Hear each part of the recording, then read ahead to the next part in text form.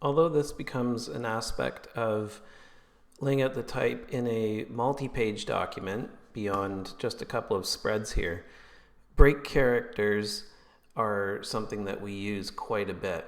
What I'm referring to is when we're in the text, I'm just going to go randomly into the text for a moment, we can go to the type menu and insert these break characters.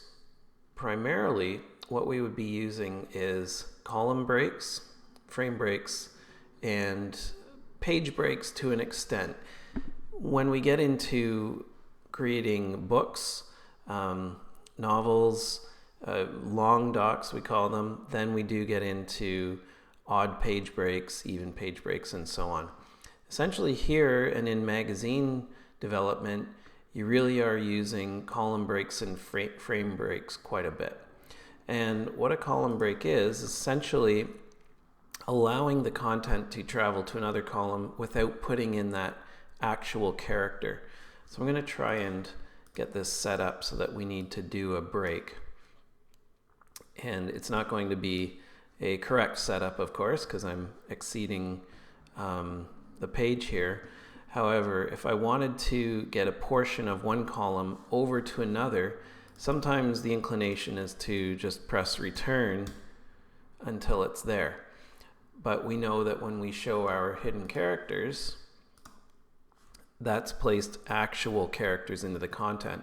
If this was to go into an interactive environment, all of this would be nullified by the fact that this isn't proper code. So I'm going to delete those.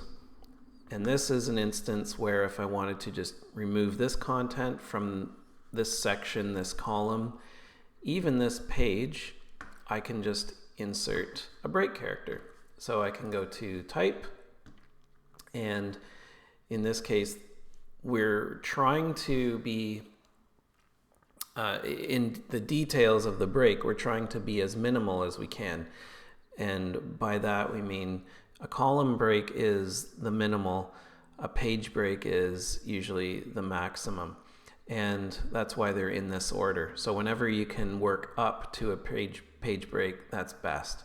So doing a column break first, I could in this case do a frame break because it's not only going to another column, it's going to another frame.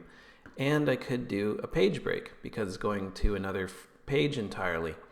However, the column break is the best because how we might be moving content around or adjusting the article and so on, we would want the minimal overall effect as things are being adjusted. We don't want our flow to be affected too much. So a column break is the least that we can apply that will work. So I'll hit column break there.